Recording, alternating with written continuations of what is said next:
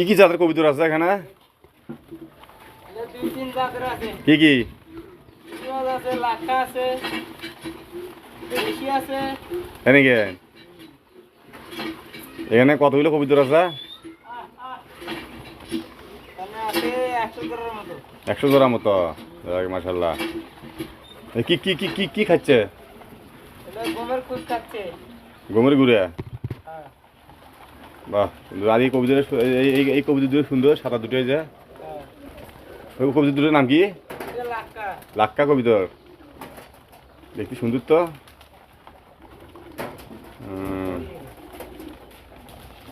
সুবহানাল্লাহ।